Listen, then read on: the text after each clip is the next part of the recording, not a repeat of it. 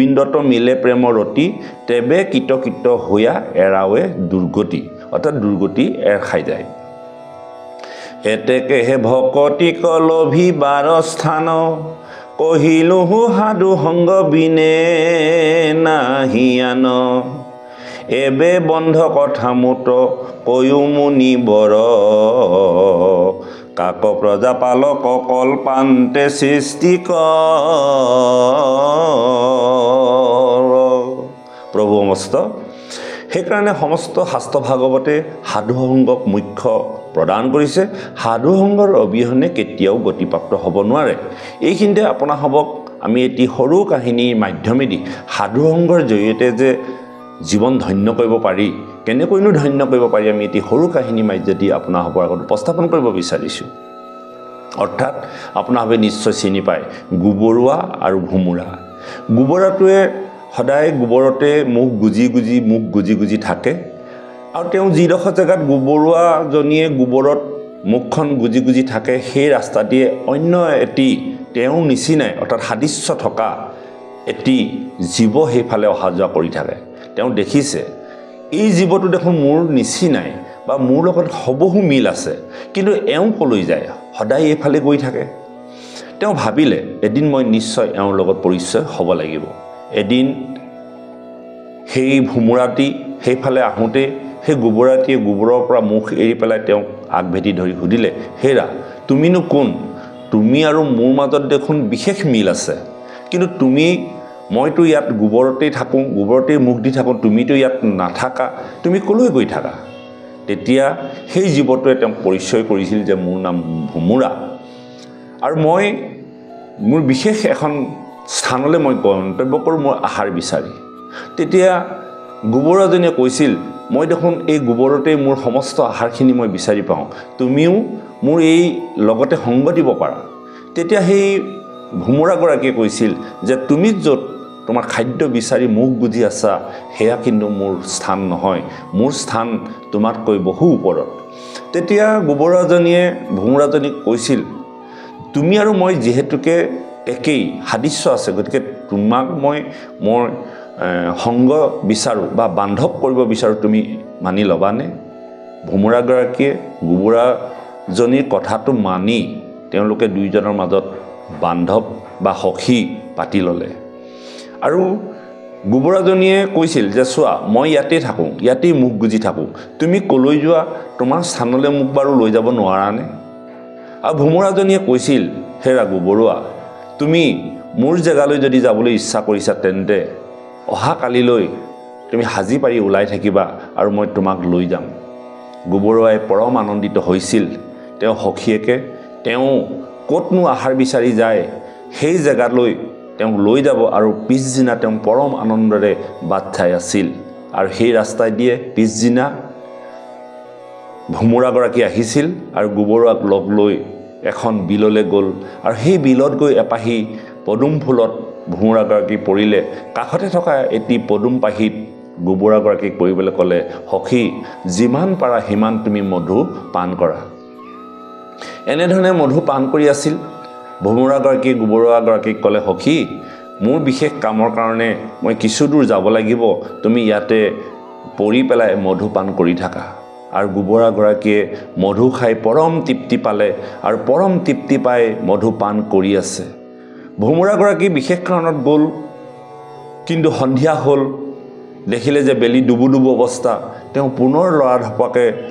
দৌৰি আহিল তেওঁ সখীয়েকৰ ওচৰলৈ কিন্তু ইতিমধ্যে সূৰ্য ডুব যোৱাৰ লগে লগে পদুমৰ পাহিটো জাপ খাই গ'ল আৰু গোবৰাগৰাকীক পদুমৰ পাহিটিয়ে আৱৰি ধৰিলে আৰু তেওঁ সখী ভুমুৰাই আহি বহু চিঞৰ বাখৰ কৰি কান্দি কাটি সখীয়েকক বিচাৰি ফুৰিছিল কিন্তু নাপালে বিচাৰি নাপালে আৰু সেই ৰাতিটো সেইদিনা কান্দি কাটি ভুমুৰাগৰাকী সেই বিলতেই থাকিল গোবৰাগৰাকীয়ে নাজানিছিল যে সূৰ্য ডুব যোৱাৰ লগে লগে পদুমৰ পাহিবিলাক বন্ধ হৈ যায় আৰু পদুমৰ পাহিবিলাক বন্ধ হৈ যোৱাত গোবৰুৱাৰ সন্ধান বিচাৰি নাপাইছিল তেওঁ সখীয়েকে ৰাতিটো গ'ল এনেধৰণে পিছদিনা পূজাৰীসকলে ভগৱন্তক পুজিবৰ কাৰণে পদ্মফুল নিবলৈ বিললৈ আহিল আৰু সেই গোবৰুৱাটো পৰি থকা পদুম পাহিটো লৈ গৈ ভগৱন্তৰ চৰণত অৰ্পণ কৰিলে আৰু ভগৱন্তৰ চৰণত অৰ্পণ কৰি আনি বিশ্বামিত্ৰ ঋষি শিৰত দিলে আৰু বিশ্বামিত্ৰ ঋষিয়ে শিৰত লৈ পুনৰ সেই বিলত ডুব মাৰিলে, স্নান কৰিলে, অৰ্থাৎ গংগাত স্নান কৰিলে। আৰু গংগাত স্নান কৰাৰ লগে লগে পিছদিনা সেই ভোমোৰাগৰাকীয়ে নিজৰ সখীয়েকক বিচাৰি ফুৰিছিল আৰু দেখিলে এটা পদুম পাহি উটি গৈ আছে আৰু দেখিলে যে সেই পদুম পাহিটোতেই সেই গোবৰাগৰাকী আছে আৰু লগে লগে গোবৰাগৰাকীক উদ্ধাৰ কৰি আনি তেওঁ দুখৰ স্বীকাৰ কৰিলে, হে সখী, মই আচলতে বিশ্বাসঘাতক কৰিলোঁ তোমাক, মই সময়মতে আহি নোপোৱাত তুমি হয়তো নিশ্চয় বৰ কষ্ট পাব লগা হ'ল, গতিকে মই তোমাৰ ওচৰত ক্ষমা ভিক্ষা মাগিছোঁ। আৰু গোবৰাগৰাকীয়ে তেতিয়া ভোমোৰাগৰাকীক কৈছিল, হে সখী, তুমি কেনেকৈ মোক ক্ষমা খুজিছা? তুমি চোৱাচোন, তুমি মোক জীৱনত কিমান উপকাৰ কৰিলা,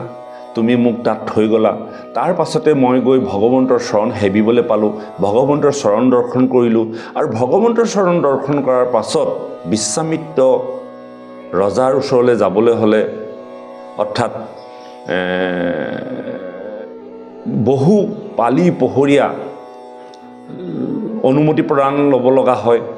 ল'ব লগা হয়, কিন্তু মই কাৰো অনুমতি নোহোৱাকৈ মই বিশ্বামিত্ৰৰ শিৰত উঠি বিশ্বামিত্ৰৰ লগত গৈ মই গংগা স্নান কৰিলোঁ। গতিকে তুমি মোক আজি পৰম উপকাৰ কৰিলা। 1 নম্বৰ উপকাৰ কৰিলা, মই জীৱনত পান কৰিবলৈ নোপোৱা যি মধুৰস, সেই মধুৰস মই পান কৰিলোঁ আৰু মধুৰস পান কৰাৰ উপৰিও মই ভগৱন্তৰ চৰণ দৰ্শন কৰিলোঁ। ভগৱন্তৰ চৰণ দৰ্শন কৰা বিশ্বামিত্ৰ নিচিনা এজন ঋষি শিৰত উঠিবলৈ সক্ষম হ'লোঁ আৰু তাৰ পাছত মই বিশ্বামিত্ৰৰ লগতে গৈ গংগা স্নান কৰিলোঁ। গতিকে সন্তৰ লগত সৎসংগ মধু কৰিলোঁ পান, বিশ্বামিত্ৰৰ শিৰত উঠি গংগাত কৰিলোঁ স্নান। গতিকে এজন সাধুৰ সংগৰ মাধ্যমেদি জীৱনত কিমান উপকাৰ হ'ব পাৰে, এই কথাখিনি আজি ভাগৱতৰ মাধ্যমেদি আমি উপলব্ধি কৰিব লাগিব। গতিকে সাধুৰ সংগত কেতিয়াও অসৎ কথা আলোচনা নহয়, কেৱল জীৱনৰ গতি, জীৱনৰ অমৃতময় সন্ধান দিয়ে। সেয়েহে ভগৱন্তৰ কৃপা হ'লে সাধুৰ সংগ প্ৰাপ্তি হয় আৰু সাধুৰ সংগ প্ৰাপ্তি হ'লে জীৱন ধন্য হয়। এই কথাটোকে আজি আমাৰ এই ভাগৱতৰ মাধ্যমেৰে আমাক বুজাইছে। তাৰোপৰি কৈছে, এবে বন্ধ কথা মূত্ৰ কয়ো মুনি বৰ, কাক প্ৰজা পালক কল্পান্তে সৃষ্টি কৰ। এই ৰাম পৃথিৱীৰ অৰ্ধে ঊৰ্ধে আছে কত লোক,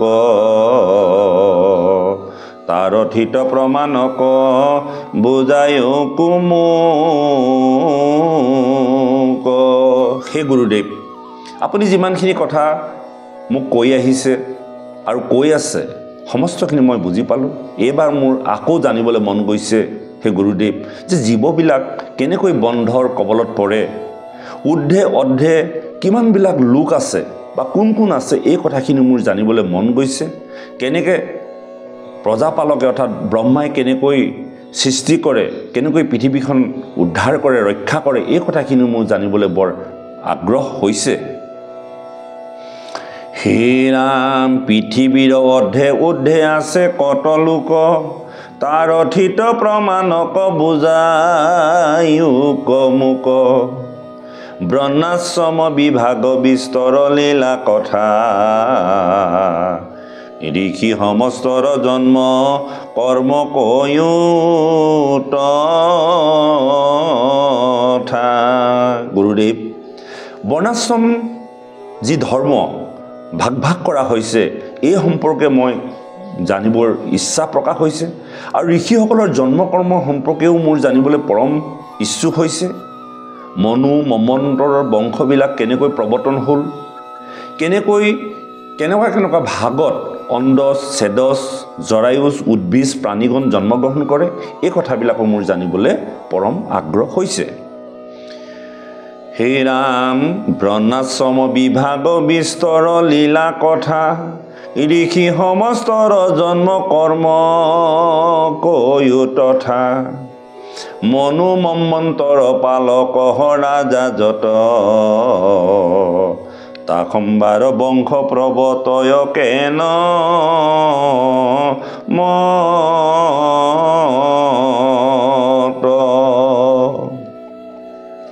শ্ৰেদজ অন্ধজ উদ্ভিদজ প্ৰাণীগণ জৰায়ুজ হমে কয়ো বিভাগ কথন পাখণ্ডৰ কথাটাৰ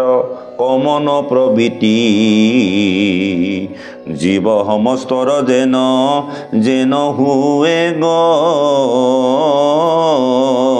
গতি সমান্তৰালভাৱে ছেদজ উদ্ভিদ জৰায়ুজ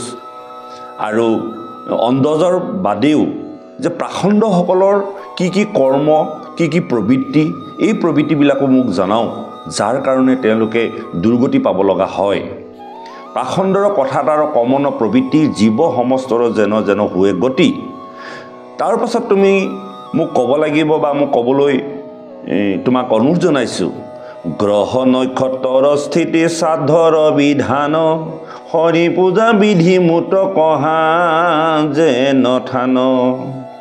গৃহ ব্ৰহ্মচাৰী ব্ৰাণপন্থী জ্যোতিষয় আখম্বাৰ ধৰ্ম কৰ্ম কয়ো কেন গ্ৰহবিলাক নক্ষত্ৰবিলাকৰ স্থিতি শ্ৰাদ্ধৰ বিধান হৰি পূজাক কেনে বিধিমতে কৰা যায় কোন স্থানত কৰা যায় বা গৃহ ব্ৰহ্মচাৰী বানপন্থী বা যিসকল জটাধাৰী বা জ্যোতি তেওঁলোকেনো কি কি ধৰ্ম পালন কৰি এই জগতত গতি হৈছে বা দুৰ্গতি হৈছে এই সম্পৰ্কেও মোক জানিবলৈ আগ্ৰহী হৈছোঁ আৰু আপুনি মোক সমস্তখিনি কথা জনাই উপকাৰ কৰিব লাগে জগত সংহৰি যেবে ৰৈলা কি পাময় তেবে তাংক হিবেলাত কোনে উপাসয় যেন মহা ৰাজাৰংগে কৰিলা শয়ন চামৰ ধৰিয়া সেৱা কৰে ভিত্ৰগণ কোনবা উপায়ে তুষ্ট হুৱন্ত ঈশ্বৰ ইহব প্ৰশ্নৰ মুক দিওক উত্তৰ হে গুৰুদেৱ যেতিয়া এজন ৰজা সেই ৰজাজনক পালি পহৰীয়াই যেতিয়া ৰজাজন হয়ন কৰে তেওঁ বিচি থাকে তেওঁ আলপৈচান ধৰি থাকে কিন্তু মোৰ প্ৰভু ভগৱন্ত যেতিয়া তেওঁ হয়ন কৰি থাকে তেওঁনো কোনেনো সেই শূন্যত বিচি আছিল কোনেনো তেওঁক আলপৈচান ধৰি আছিল এই কথা মোৰ জানিবলৈ বৰ মন গৈছে কাৰণ যিহেতুকে তেওঁ শূন্যত হয়ন কৰি থাকে আৰু যেনেকৈ ৰজাবিলাকক শুশ্ৰূষা কৰে তেনেকৈ হয়তো তেওঁ এজন ৰজা জগতৰ ৰজা তেওঁনো কোনে শুশ্ৰূষা কৰিছিল কোনেনো তেওঁক চামৰে বিচি আছিল এই প্ৰশ্নবিলাক মোৰ জানিবলৈ বৰ হেঁপাহ গৈছে সেই গুৰুদেৱ মোক সমস্ত সংশয় ছেদ কৰি এই কথাখিনি জনালে মই নিশ্চয় পৰম আনন্দিত হ'ম হে ৰাম কোনোবা উপায়ে তুষ্ট হুৱন্ত ঈশ্বৰ ইহব প্ৰশ্নৰ মুক দিওক উত্তৰ অনুব্ৰত শিষ্যত দয়ালু গুৰুচয় নুপুচা কথাক মাতি আপুনি কহ হে গুৰুদেৱ যিসকল শিষ্য গুৰুৰ কৃপাৰ পাত্ৰ হৈ থাকে পৰম গুৰুক শ্ৰদ্ধা কৰি থাকে তেনে শিষ্যক যেনেকৈ শিষ্যই নুসুধিলেও মাতি আনি সমস্ত কথা সমস্ত তত্ত্ব গুৰুসকলে বিৱৰি কয় মোকো তেনেধৰণে আপুনি কৃপা কৰি এই কথাবিলাক কৈ মোৰ জীৱনৰ সংশয়খিনি ছেদ কৰিব লাগে এতেকে আমাক নিজ ভিত্ৰ বুলি ধৰি ইটো কথা ছয় কহিও কৃপা কৰি তোমাৰ আশ্ৰয় লাভ ছয় স্বৰূপত যজ্ঞ দান তপব্ৰত কৰে যত যত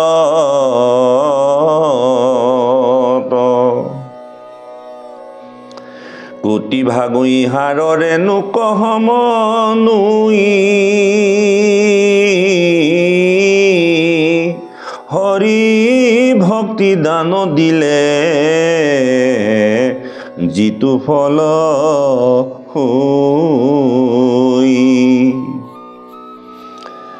ইৰামে গুটি জীৱক যিটো নিস্তাৰ কৰয় যত পুণ্য হুৱে তাৰ পাৰ নাহি কয়। হে গুৰুদেৱ, যিজনক লাভ কৰিলে, যিজনক দৰ্শন কৰিলে যজ্ঞ দান তপ ব্ৰত কোটি কোটি কৰিলেও তাৰ ৰেণু সমান নহয়, সেই হৰিভক্তি ধান যিজনৰ প্ৰাপ্ত হয়, সেই একগোটি জীৱক কেনেকৈ নিস্তাৰ কৰিব পাৰে সেই হৰি মহাফলৰ দ্বাৰা। সেই গুৰুদেৱ, সেই কথাখিনি মোৰ জানিবলৈ মন গৈছে। কোনজন পুণ্যৱান লোক, পুণ্যৱান হ'লে তেনে পৰম অমৃতময় বস্তু প্ৰাপ্তি হয়। এতেকে কৃষ্ণৰ কথা কহিও কবাপ হেনবা আমাৰ ইটো খন্দে মহাপাপ। যদি সেই পৰম পবিত্ৰ কৃষ্ণৰ কথা যদি আপুনি কয়, আমাৰো কিজান পাপবিলাক খণ্ড হয় নেকি? সেয়েহে মই আপোনাৰ পদ্মমুখৰ পৰা ভগৱন্তৰ হৰি কথা জানিবৰ ইচ্ছুক হৈছোঁ। নিগদতি হুক শুনা অভিমন্যু হুত এমনে বিদুৰ প্ৰশ্ন কৰিলা বহুত। শুনি আনন্দিত ভৈলা মৈত্ৰেয় মহন্ত প্ৰশংসিয়া হাঁহি বিদুৰক বুলিলন্ত। সেই অভিমন্যু হুত, তুমি বহু প্ৰশ্ন সুধিলা আৰু মই আনন্দিত হৈছোঁ, তোমাক মই প্ৰশংসা কৰিছোঁ। তুমি আজি এনেধৰণৰ প্ৰশ্নবিলাক সোধাৰ কাৰণে হয়তো জগতৰ কল্যাণ হ'ব। তুমি যিমানবিলাক প্ৰশ্ন সুধিছা সমস্ত প্ৰশ্ন জগতৰ কল্যাণৰ হকে। সেই প্ৰভুসকল, সাধুসন্তসকলে যিমানবিলাক কথা উপস্থাপন কৰে, যি কৰ্ম কৰে, সমস্তখিনি জগতৰ কল্যাণ সাধন হয়। আজি বিদুৰ মহামহন্তই যিমানখিনি প্ৰশ্ন উপস্থাপন কৰিছে, এই প্ৰশ্নৰ উত্তৰত আপোনাৰ মোৰ প্ৰশ্ন, আপোনাৰ মোৰ উত্তৰ সন্নিৱিষ্ট হৈ আছে। কাৰণ আমি এনেকুৱা ধৰণৰ কথাবিলাকতে আজি সন্দেহৰ বশৱৰ্তী হৈ আমি কোনটো কৰিম কোনটো নকৰিম পাৰাপাৰ নাপাওঁ। গতিকে আমি পৰম আনন্দিত মনে যদি বিদুৰে সোধা প্ৰশ্নবিলাকৰ উত্তৰবিলাক যদি আমি আজি ভাগৱতৰ পৰা শ্ৰৱণ কীৰ্তন কৰোঁ, নিশ্চয় আপোনাৰ মোৰ মাজত থকা সন্দেহ দূৰ হ'ব। হে ৰাম, শুনা এক মনে সাধু সভা সদজত পৰম বান্ধৱ ইটো মহাভাগৱত। ভকতৰ ধনৱাত পৰে আন নাই এতেকে সদায় লৱা হেলা নোযোৱাই। হে প্ৰভুসকল, হে আইসকল, এই জগতত ভকতৰ পৰম মিত্ৰ হ'ল নাম বস্তু। আপুনি যদি কোনোবা এজন ধনী মানুহক সেৱা সৎকাৰ কৰে বা ধনী মানুহক যদি আপুনি শ্ৰদ্ধা কৰে, তেওঁ ধন ধান আপোনাক বহুত দি দিব পাৰে। আপুনি সেই ধন ধান পাই ভোগবাদী হ'ব পাৰে। আপুনি ইন্দ্ৰকো যদি সেৱা কৰে, ইন্দ্ৰ দেৱতাই হয়তো আপোনাক অমৰাপতিখন চমজাই দিব পাৰে। কিন্তু সমস্তবিলাকে আপোনাক এটা বস্তু দিব নোৱাৰে, যিটো বস্তু সাধুৰ সংগত প্ৰাপ্তি হৈ প্ৰভু ভগৱন্তই কৃপা কৰে, সেয়া হ'ল মুখ্য পদ। আপোনাক ধন দিব পাৰে, অমৰাপতি পৰ্যন্ত দি দিব পাৰে, কিন্তু আপোনাক মুখ্য পদ দিব নোৱাৰে। মুখ্য পদ কেৱল ভগৱন্তই দিব পাৰিব। আৰু এই ভগৱন্তৰ মুখ্য পদ পাবৰ কাৰণে আপুনি সাধুসংগ অনুসৰণ কৰিব লাগিব আৰু সাধুসংগৰ মাধ্যমেদিহে পাব পৰা যাব। সেয়ে কৈছে, শুনা এক মনে সাধু সভাসদ যত পৰম বান্ধৱ এইটো মহাভাগৱত। আৰু এই মহাভাগৱত আমাৰ বান্ধৱ। এই ভাগৱতে কেতিয়াও আপোনাৰ মোক দুৰ্গতি হোৱাৰ পথ নেদেখুৱায়। এই মহাভাগৱতে কেতিয়াও আমাক বিপথে যোৱা কথা নকয়। এই মহাভাগৱতে আমাক জীৱনশৈলীৰ কথা ক'ব। আমাৰ পৰিয়াল কেনেকৈ আগবাঢ়ি লৈ যাব পাৰি, আমাৰ সতি সন্তান কেনেকৈ সাধু কৰিব পাৰি, আমাৰ সতি সন্তানক কেনেকৈ গতি দিব পাৰি, সংস্কাৰ দিব পাৰি, পৰিশীলিত জীৱন দিব পাৰি, এই কথা মহাভাগৱতে কৈ আছে। গতিকে মহাভাগৱতে কেতিয়াও আমাক বিশ্বাসঘাতকতা নকৰে। আমি হয়তো কেতিয়াবা বিষয়ী সংসাৰখনত বহু বান্ধৱ পাওঁ, সেই বান্ধৱে কিন্তু স্বাৰ্থময় বান্ধৱ। সেই বান্ধৱে এদিন আপোনাৰ মোক ঠগিব পাৰে, প্ৰবঞ্চনা কৰিব পাৰে, কিন্তু মহাভাগৱত বান্ধৱে কিন্তু কেতিয়াও আপোনাৰ বা মোক প্ৰবঞ্চনা নকৰে। হে ৰাম ভকতৰ ধন আতপৰে আন নাই এতেকে সদায় অলবা হেলা নোযোৱাই এহি জানি নিন্দা কৰিবাক যোগ্য নয় জাতু পূৰ্বে সাধু হবে এমনে কৰ আকৌ দেখা পদত জিকিছো অৰ্থ নাই কহিছো সংক্ষেপে তাক বাহুল্য গুচাই হে সন্তসকল হে সাধুসকল আমাৰ গুৰুজনাই এই ভাগৱতত উপস্থাপন কৰিবলৈ যাওঁতে পদ বাহুল্য হোৱাৰ ক্ষেত্ৰত আংশিক কথাখিনিহে উপস্থাপন কৰিছে এই কথাখিনিত নিন্দা কৰিলে নিশ্চয় আপোনা হ'বৰে নষ্ট হ'ব যিমানখিনি কথা ইয়াত উপস্থাপন কৰা হৈছে এই কথাখিনিকে পৰম বুলি ভাবি গ্ৰহণ কৰিলে জীৱৰ কল্যাণ হ'ব গতিকে এহি জানি নিন্দা কৰি বাকযোগ্য নহয় জাতু পূৰ্বে সাধু হবে এমনে কৰয় পূৰ্বপুৰুষৰ পৰা সাধুসকলে যেনেধৰণে কথাখিনি উপস্থাপন কৰি আহিছে তেনেধৰণে এই কথাখিনি আংশিকভাৱে ক'বলৈ যত্ন কৰা হৈছে আৰু পদ বাহুল্যৰ ক্ষেত্ৰত লক্ষ্য কৰি কিছু কথা কমাই অনা হৈছে গতিকে ইয়াত নিন্দা কৰিবৰ কাৰণে কোনো যোগ্যতা নাই নমো নমো ইষ্টদেৱ নন্দৰতনয় মোক নিজ দাস বুলি ধৰা কৃপাময়